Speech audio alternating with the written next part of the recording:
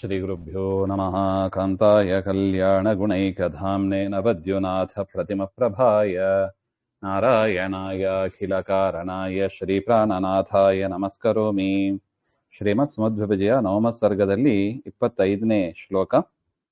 ಕ್ರೀತವಾನ್ ನರಪತಿರ್ಮಹಾದರಂ ಸಾದರಂ ಪುನರುದಾರಚೇಷ್ಟಿತಃ ಅರ್ಚಯನ್ ಸತತಮಾಪ ಸಂಪದೋ ಯಾನತಾ ವಚನ ಚಿತ್ತಗೋಚರಾಃ.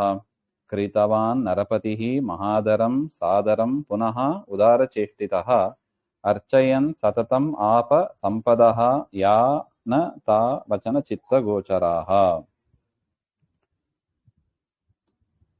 ಅಂದ್ರೆ ಹಿಂದೆ ತಿಳಿಸಿದಂತೆ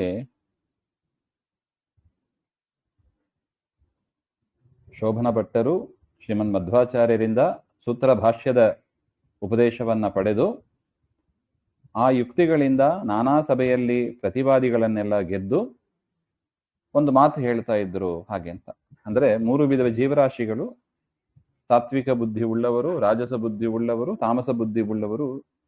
ಆ ಒಂದು ಬಲಮುರಿ ಶಂಕ ಸಿಕ್ಕಿದ್ರೆ ಅದನ್ನ ಏನ್ ಮಾಡ್ತಾರೆ ಹಾಗೆ ಅಂತ. ತಾಮಸ ಬುದ್ಧಿ ಉಳ್ಳವರು ಅದನ್ನ ಬಿಟ್ಟು ಬಿಡ್ತಾರೆ, ಅದೇನು ಉಪಯೋಗ ಇಲ್ಲ ಅಂತ. ಇನ್ನು ರಾಜಸ ಬುದ್ಧಿ ಉಳ್ಳವರು ಅದನ್ನ ಇಟ್ಕೊಂಡು ಹೇಗೆ ದುಡ್ಡು ಮಾಡೋದು ಅಂತ ವಿಚಾರ ಮಾಡ್ತಾರೆ ಹಾಗೆ ಅಂತ ಆ ವಿಚಾರವನ್ನ ಹೇಳ್ತಾ ಇದ್ದಾರೆ. ಕ್ರೀತವಾನ್ ನರಪತಿ, ಅದರಿಂದ ಆ ರಾಜಸ ಬುದ್ಧಿ ಉಳ್ಳ ಜೀವರು ಏನ್ ಮಾಡ್ತಾರೆ, ಆ ಬಲಮುರಿ ಶಂಕವನ್ನ ಮಾರಾಟ ಮಾಡಿಬಿಡ್ತಾರಂತೆ. ಮಾರಾಟ ಮಾಡಿ ದುಡ್ಡು ಬರುತ್ತದೆ, ಅವರ ಯೋಗ್ಯತೆಗೆ ತಕ್ಕಂತೆ ದುಡ್ಡು ಬರುತ್ತದೆ. ಅದೇ ಬೇಕಾಗಿತ್ತು. ಅದೇ ರೀತಿಯಾಗಿ ಜನರು ಕೂಡ ಮಧ್ವಶಾಸ್ತ್ರವನ್ನ ಉಪಯೋಗಿಸಿ ಆ ಇಹಲೋಕದ ಸಂಪತ್ತನ್ನ ಹೇಗೆ ಪಡೆಯೋದು ಅಂತ ಅಷ್ಟೇ ಸೀಮಿತವಾಗಿ ಅದನ್ನ ಬಳಸ್ತಾರೆ ಹಾಗೆ ಅಂತ. ಯದ್ಯಪಿ ಪರಮಾತ್ಮನ ಅನುಗ್ರಹವನ್ನ, ಪರಮಾತ್ಮನ ವಿಶೇಷವಾದ ಅನುಗ್ರಹವನ್ನ ಸಂಪಾದನೆ ಮಾಡಿ ಕೊಡತಕ್ಕದ್ದು ಮಧ್ವಶಾಸ್ತ್ರ. ಅದರಿಂದ ಪರಮಾತ್ಮನ ಅನುಗ್ರಹವೇ, ಪರಮಾನುಗ್ರಹವೇ ಮುಖ್ಯವಾದ ಫಲ ಹಾಗೆ ಅಂತ ಅದರ ಅಭಿಪ್ರಾಯ. ಅದನ್ನ ಹೇಳ್ತಾ ಇದ್ದಾರೆ. ಕ್ರೀತವಾನ್ ನರಪತಿ ಮಹಾದರಂ ಸಾದರಂ ಮಹಾನ್ ಪೂಜ್ಯ ಯಹ ದರಃ ಶಂಕಃ. ಆ ಶಂಕ ಅದು ಭಾರಿ ಪೂಜ್ಯವಾದದ್ದು. ಆ ಬಲಮುರಿ ಶಂಕವೇ ಸಿಗೋದಿಲ್ಲ, ಅಪರೂಪದ ಶಂಕ ಅದು, ಎಲ್ಲರ ಮನೆಯಲ್ಲೂ ಇರೋದಿಲ್ಲ ಅದು. ಅಂತ ಶಂಕ ಅದನ್ನ ಆದರದಿಂದ, ಅದರ ಮಹಿಮೆ ಗೊತ್ತಿದ್ದ ಒಂದು ರಾಜ ಅದನ್ನ ಖರೀದಿ ಮಾಡ್ತಾನೆ. ಕ್ರೀತವಾನ್ ಧನಂ ದತ್ವಾ ಸ್ವೀಕೃತವಾನ್ ಉದಾರಮುತ್ತಮಂ ಚೇಷ್ಟಿತಂ ವ್ಯಾಪಾರ ಯಸ್ಯ ತಾದೃಶಃ ನರಪತಿ ರಾಜ ಪುನಃ ಸಾದರಂ. ಆ ಶಂಕವನ್ನ ಪಡೆದುಕೊಂಡ ರಾಜ ಏನ್ ಮಾಡಿದ ಅದನ್ನ ಹಾಗೆ ಅಂದ್ರೆ ಸಾದರಂ, ತುಂಬಾ ಗೌರವ, ಅದ ಮೇಲೆ ಗೌರವ ಕೊಟ್ಟು ಸತತಂ ಅರ್ಚಯನ್, ಸದಾ ಅದನ್ನ ಪೂಜೆ ಮಾಡ್ತಾ ಇದ್ದ. ಪೂಜೆ ಮಾಡಿ ಯಾ ಸಂಪದಃ ಆಪ ತಾ ಸಂಪದಃ ವಚನ ಚಿತ್ತಯೋ ವಾಂಗ್ಮನಸೆಯೋ ಗೋಚರಾಹ ವಿಷಯಾಹ ನ. ಆ ಪೂಜೆಯನ್ನು ಮಾಡಿ ಎಷ್ಟು ಸಂಪತ್ತನ್ನ ಪಡೆದ ಅಂದ್ರೆ ಅದೇ ಭಗವದ್ ಅನುಗ್ರಹಕ್ಕೆ ಸಂಪತ್ತದು, ಜ್ಞಾನ ಭಕ್ತಿ ವೈರಾಗ್ಯ ಅನ್ನತಕ್ಕ ಸಂಪತ್ತು. ಆ ಸಂಪತ್ತನ್ನ ಅವನು ಪಡೆದ. ಅದು ಏನು ಸಂಪತ್ತಿದೆ ಅದು ಮಾತಿಗೆ ಮನಸ್ಸಿಗೆ ನಿಲ್ಕತಕ್ಕದ್ದು. ಅದು ಇಷ್ಟು ಸಂಪತ್ತು ಬಂತು ಅಂತ ಮಾತಿನಿಂದ ಹೇಳಲಿಕ್ಕಾಗೋದಿಲ್ಲ, ಮನಸ್ಸಿನಿಂದ ಚಿಂತನೆ ಮಾಡ್ಲಿಕ್ಕಾಗೋದಿಲ್ಲ. ಅಷ್ಟು ಸಂಪತ್ತನ್ನ ಅವರು ಪಡೆಯುತ್ತಾನೆ, ಆ ರಾಜ ಪಡೆಯುತ್ತಾನೆ ಹಾಗೆ ಅಂತ. ಇದು ಸಜ್ಜನರ ಲಕ್ಷಣ. ಇದನ್ನ ಇಟ್ಟುಕೊಂಡು ಹೇಳ್ತಾ ಇದ್ದಾರೆ. ಶಾಸ್ತ್ರಕಲ್ಪತರೋರಮುಷ್ಯಕಃ ಪ್ರಾಪ್ನುಯಾ ಸಕಲಮಪ್ಯಹೋ ಫಲಂ ಯಸ್ತಮುತ್ತಮ ಗುಣಂ ವಿಡಂಬಯೇದುತ್ಯಧೀರ್ಯ ಸಜನಾನರಂಜಯತ್. ಶಾಸ್ತ್ರಕಲ್ಪಕತರೋಃ ಅಮುಷ್ಯ ಕಃ ಪ್ರಾಪ್ನುಯಾತ್ ಸಕಲಮಪಿ ಅಹೋ ಫಲಂ ಯಹ ತಂ ಉತ್ತಮ ಗುಣಂ ವಿಡಂಬಯೇತ್ ಇತಿ ಉದೀರ್ಯ ಸಹ ಜನಾನ್ ಅರಂಜಯತ್ ಹಾಗೆ ಅಂತ. ಅಮುಷ್ಯ ಇದು ನೋಡಿ, ಉತ್ತಮ ಬುದ್ಧಿ ಉಳ್ಳ ಜೀವರು ಅದನ್ನು ಹೇಗೆ ಉಪಯೋಗಿಸ್ಕೊಳ್ತಾರೆ ಎಂಬುದನ್ನ ಹೇಳ್ತಾ ಇದ್ದಾರೆ. ಶ್ರೀ ಮಧ್ವ ಪ್ರಣೀತಸ್ಯ, ಶ್ರೀಮನ್ ಮಧ್ವಾಚಾರ್ಯರು ರಚನೆ ಮಾಡಿದ ಶಾಸ್ತ್ರ ಕಲ್ಪಕ ತರೋಹೋದು, ಅದು ಶಾಸ್ತ್ರ ಎನ್ನತಕ್ಕ ಕಲ್ಪವೃಕ್ಷ. ಮಧ್ವಶಾಸ್ತ್ರ ಸರ್ವಮೂಲ ಅಂದ್ರೆ ಅದು ಕಲ್ಪವೃಕ್ಷ. ಅದು ಕೇಳಿದ್ದನ್ನೆಲ್ಲ ಕೊಡತಕ್ಕ ಮರ ಅದು. ಅಂಥ ಫಲಂ ಜ್ಞಾನ ಲಕ್ಷಣಂ ಮೋಕ್ಷ ಲಕ್ಷಣಂ ವಾ, ಜ್ಞಾನವನ್ನು ಕೊಡತಕ್ಕದ್ದು, ಮೋಕ್ಷವನ್ನು ಕೊಡತಕ್ಕದ್ದು. ಅಂಥ ಫಲಂ ಕಹ ಪ್ರಾಪ್ನುಯಾತ್, ಅಂಥ ಫಲವನ್ನ ಯಾರ್ ತಾನೇ ಪಡೀಲಿಕ್ಕೆ ಸಾಧ್ಯ?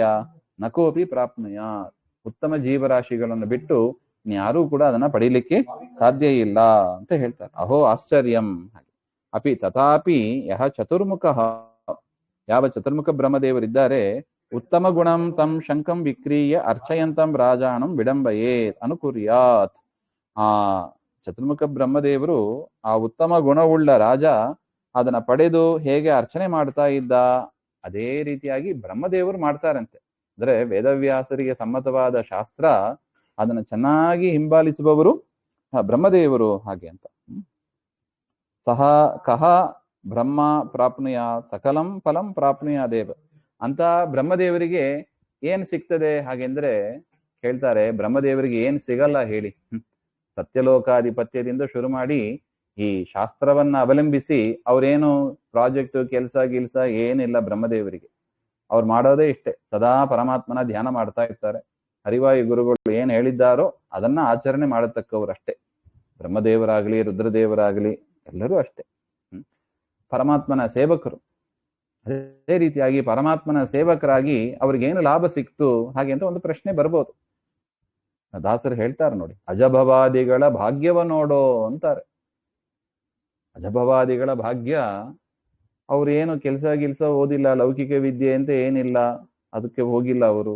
ಅವ್ರು ಓದಿದ್ದೇ ವೇದಶಾಸ್ತ್ರ, ಅವ್ರು ಓದಿದ್ದೇ ವೇದವ್ಯಾಸರ ಶಾಸ್ತ್ರ, ಅವ್ರು ಮಾಡೋದೇ ಹರಿವಾಯು ಗುರುಗಳ ಸೇವೆ. ಅದು ಬಿಟ್ಟು ಎರಡನೇದು ಅಂತ ಇಲ್ಲ ಅವರಿಗೆಲ್ಲ ದೇವತೆಗಳಿಗೆ. ಅಂಥವರಿಗೆ ಏನು ಭಾಗ್ಯ ಕಡಿಮೆ ಹೇಳಿ. ಹಾಗಿರುವಾಗ ನಾವ್ಯಾಕೆ ಸಂಪತ್ತಿನ ಬೆನ್ನಿಂದೆ ಹೋಗಬೇಕು? ಮಧ್ವಶಾಸ್ತ್ರದ ಬೆನ್ನಿಂದೆ ನಾವು ಹೋಗಬೇಕು. ದೇವರು ಕೊಟ್ಟದ್ದು ಅದು ಖಂಡಿತ ನಮಗೆ ಒಳ್ಳೆದೇ ಆಗ್ತದೆ. ಅದು ನಮಗೆ ಶ್ರೇಯಸ್ಸಿಗೆ ಸಾಧನವಾಗ್ತದೆ. ಅದರಿಂದ ಬೇರೆದನ್ನ ನಾವು ಮಾಡಬಾರದು ಹಾಗೆ ಅಂತ ಉಂಟು. ಅದರಿಂದ ಬ್ರಹ್ಮದೇವರಿಗೆ ಏನ್ ಸಿಗ್ತದೆ ಹಾಗೆ ಅಂದ್ರೆ, ಬ್ರಹ್ಮದೇವರಿಗೆ ಏನ್ ಸಿಕ್ಕಿಲ್ಲ ನೋಡಿ, ಎಲ್ಲವೂ ಸಿಗ್ತದೆ ಅವರಿಗೆ. ಕೊನೆಯಲ್ಲಿ ಮೋಕ್ಷವೂ ಸಿಗ್ತದೆ ಹಾಗೆ ಅಂತ. ಇದು ಇಹಪರ ಗತಿ ನೀನೆ ಅಂತ ಹೇಳ್ತಾರೆ ನೋಡಿ. ಹರಿಕಥಾ ಶ್ರವಣ ಮಾಡಿದ್ರೆ ಇಹಲೋಕದ ಸಂಪತ್ತು ಸಿಗ್ತದೆ, ಪರಲೋಕದ ಸಂಪತ್ತು ಸಿಗ್ತದೆ. ಹಾಗಿರುವಾಗ ಹರಿಕತೆ ವಿಚಾರ ಮಾಡ್ತಾ ಕೂತ್ರೆ ಸಾಕಲ್ವಾ ಹಾಗೆ ಅಂತ ಅದರ ಅಭಿಪ್ರಾಯ. ಸಕಲಂ ಫಲಂ ಪ್ರಾಪ್ನುಯಾದೇವ ಬ್ರಹ್ಮೈವ ಹಿ ಸರ್ವಶಾಸ್ತ್ರೋಕ್ತ ಫಲಪ್ರಾಪ್ತಿ ಯೋಗ್ಯ. ಚತುರ್ಮುಖ ಬ್ರಹ್ಮದೇವರೇ ಶಾಸ್ತ್ರದಲ್ಲಿ ಹೇಳಿದೆ ಎಲ್ಲಾ ಫಲವನ್ನು ಪಡೆಯೋದಕ್ಕೆ ದೊಡ್ಡ ಅಧಿಕಾರಿ, ಮಹಾ ಅಧಿಕಾರಿ ಅಂದ್ರೆ ಅವರೇ. ಅವರಿಗೆ ಸಿಗುವಷ್ಟು ಫಲ ಶಾಸ್ತ್ರದಿಂದ ಇನ್ಯಾರಿಗೂ ಇಲ್ಲ. ಶಂಕಂ ಕ್ರೀತ್ವಾ ಸಾದರಂ ಅರ್ಚಯತಃ ನರಪತೆ ಸಂಪದಃ ಯಥಾ ನ ವಚನ ಚಿತ್ತಗೋಚರಾಹ. ಹೇಗೆ ಆ ಶಂಖವನ್ನ ಪಡ್ಕೊಂಡ ಆ ರಾಜನಿಗೆ ಅದನ್ನ ಪೂಜೆ ಮಾಡ್ತಾ ಬಂದ, ಅವನ ಸಂಪತ್ತಿಗೆ ಅದು ಮಾತಿಗೆ ಮನಸ್ಸಿಗೆ ನಿಲುಕಲ್ಲ, ಅಷ್ಟು ಮಹಾ ಸಂಪತ್ತು ಬರುತ್ತದೆ. ಹೇಗೋ ಏವಮೇತತ್ ಶಾಸ್ತ್ರಕಲ್ಪತರೋಹೋ, ಈ ಶಾಸ್ತ್ರಕಲ್ಪತರು ಏನಿದೆ ಬ್ರಹ್ಮಸೂತ್ರ ಅಂತ ನಾವೇನು ವೇದವ್ಯಾಸರು ರಚನೆ ಮಾಡಿದ ಈ ಸೂತ್ರ ಏನಿದೆ ಅದನ್ನ ವಿಚಾರ ಮಾಡ್ತಾ ಇದ್ರೆ ಅಖಿಲಂ ಫಲಂ ಪ್ರಾಪ್ತವತಃ, ಎಲ್ಲಾ ಫಲವೂ ಸಿಗ್ತದೆ. ಹೇಗೆ ರಾಜನಿಗೆ ಎಲ್ಲಾ ಫಲವೂ ಸಿಗ್ತದೋ ಅಂದ್ರೆ ಅದು ಒಂದು ರೀತಿಯಾಗಿ ನಮಗೆ ಶಂಖ ಇದ್ದ ಹಾಗೆ ನೋಡಿ. ಆ ಶಂಖವನ್ನೇ ಯಾಕೆ ಉದಾಹರಣೆಯಾಗಿ ಕೊಟ್ರು, ಆ ಶಂಖ ಅದು ಜ್ಞಾನದ ಸಂಕೇತ ಅಂತ. ನಮಗೆ ಶಂಖ ಜ್ಞಾನದ ಸಂಕೇತ ಅರ್ಥ ಆಗೋದಿಲ್ಲ, ಭಾಗವತಕ್ಕೆ ಹೋಗಬೇಕು. ಆ ಧ್ರುವರಾಯ ತಪಸ್ ಮಾಡಿದ, ಪರಮಾತ್ಮ ಪ್ರತ್ಯಕ್ಷನಾದಾಗ ಆ ಧ್ರುವ ಕಣ್ಣು ಬಿಟ್ಟು ನೋಡ್ತಾನೆ, ಕಣ್ಣು ಮುಂದೆ ದೇವರ ರೂಪ, ಯಾವ ರೂಪವನ್ನ ಮನಸ್ಸಿನಲ್ಲಿ ಚಿಂತನೆ ಮಾಡ್ತಾ ಇದ್ದ ಅದೇ ರೂಪ. ಸ್ತೋತ್ರ ಮಾಡಬೇಕು ಅಂತ ಮನಸ್ಸು ಹೇಳ್ತಾ ಇದೆ, ಆದ್ರೆ ಬಾಯಿಯಿಂದ ಮಾತು ಬರ್ತಾ ಇಲ್ಲ. ಪರಮಾತ್ಮ ಎದುರುಗಡೆ ಇರುವಾಗ ಮಾತಾಡ್ಲಿಕ್ಕೆ ಆಗ್ತದ ನಾವು? ಕಣ್ಣು ತುಂಬ ನೀರು, ಮಾತಾಡ್ಲಿಕ್ಕೆ ಆಗಿಲ್ಲ. ದೇವ್ರು ಹೇಳ್ತಾ ಇದ್ದಾನೆ ಮಾತಾಡು, ಏನ್ ಬೇಕು ಕೇಳು, ಏನ್ ಬೇಕು. ಏನ್ ಮಾತಾಡ್ಲಿಕ್ಕೆ ಆಗಲ್ಲ ಇವನಿಗೆ ಧ್ರುವನಿಂದ. ಪರಮಾತ್ಮ ಶಂಖದನ್ನ ಸ್ಪರ್ಶ ಮಾಡ್ತಾನೆ. ಶಂಖ ಸ್ಪರ್ಶ ಮಾಡಿದ ಕೂಡ್ಲೆ ಆ ಧ್ರುವನಿಂದ ಸ್ತೋತ್ರ ಹೊರಡಿತು, ಯೋಂತಃ ಪ್ರವಿಶ್ಯ ಮಮ ವಾಚಮಿಮಾಂ ಪ್ರಸುಪ್ತಾಂ ಹಾಗೆ ಅಂತ. ರೀತಿಯಾಗಿ ಶಂಖ ಅಂದ್ರೆ ಅದು ಜ್ಞಾನದ ಸಂಕೇತ. ಅದರಿಂದಲೇ ಆ ದೃಷ್ಟಾಂತವನ್ನೇ ಕೊಟ್ಟಿದ್ದಾರೆ ಏನೋ. ಅದರಿಂದ ಹೇಗೆ ರಾಜ ಎಲ್ಲಾ ಸಂಪತ್ತನ್ನು ಪಡೆದ, ಅದೇ ರೀತಿಯಾಗಿ ಬ್ರಹ್ಮಸೂತ್ರ ಅದರ ವ್ಯಾಖ್ಯಾನವಾದ ಭಾಗವತಾದಿಗಳು ಇರಬಹುದು, ಅದೆಲ್ಲವೂ ಕೂಡ ಇಹಲೋಕದಲ್ಲಿ ಸಂಪತ್ತು, ಪರಲೋಕದಲ್ಲಿ ಸಂಪತ್ತು, ಇದನ್ನ ಕೊಡತಕ್ಕ ಕಲ್ಪವೃಕ್ಷ ಎಂಬ ಒಂದು ಚಿಂತನೆ ನಮ್ಮಲ್ಲಿ ಇರಬೇಕಷ್ಟೆ. ಅದೇನೋ ಗ್ರಂಥ, ಏನೋ ಟೈಮ್ ಪಾಸ್ ಮಾಡ್ಲಿಕ್ಕೆ ಓದ್ತೀವಿ, ರಿಟೈರ್ ಆದವರು ಓದೋದು, ಆ ರೀತಿಯಾಗಿ ಅಲ್ಲ ಅದು. ಆ ರೀತಿಯಾಗಿ ನೋಡುವ ಕ್ರಮನೇ ಅಲ್ಲ ಅದು. ಇದರಿಂದಲೇ ಎಲ್ಲಾ ಸಂಪತ್ತು ನಮಗೆ, ಇದರಿಂದಲೇ ನಮಗೆ ಶ್ರೇಯಸ್ಸು ಹಾಗೆಂಬ ದೃಷ್ಟಿಯಿಂದ ನಾವು ಅದನ್ನ ಕಾಣಬೇಕು ಅಂತ ಶೋಭನ ಭಟ್ಟರು ಈ ರೀತಿಯಾಗಿ ಉಪನ್ಯಾಸವನ್ನ ಸಭೆಗಳಲ್ಲಿ ಮಾಡ್ತಾ ಇದ್ರು ಅಂತ ಹೇಳ್ತಾರೆ.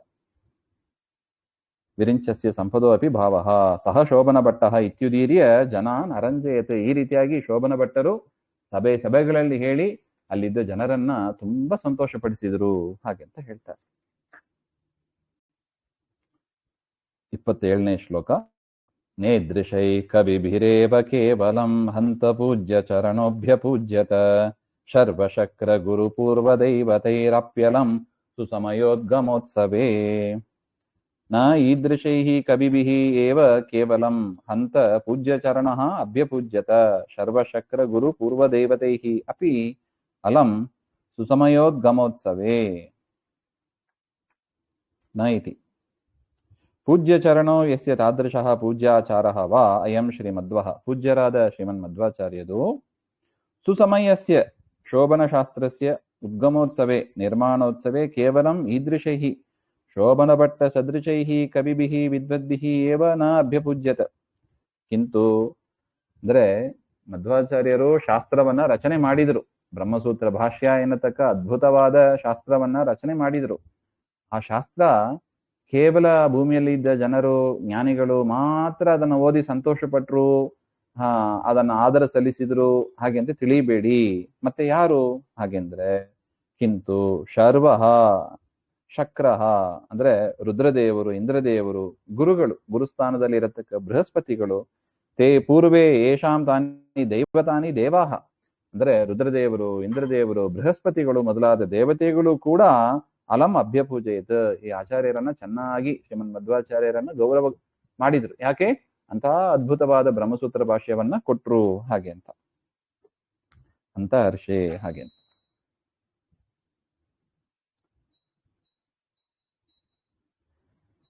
ತಾನಿ ದೈವತಾನಿ ರುದ್ರ, ಇಂದ್ರ, ಬೃಹಸ್ಪತಿ ಮೊದಲಾದ ದೇವತೆಗಳು ಅತ್ಯಂತಂ ಅಭ್ಯಪೂಜ್ಯತ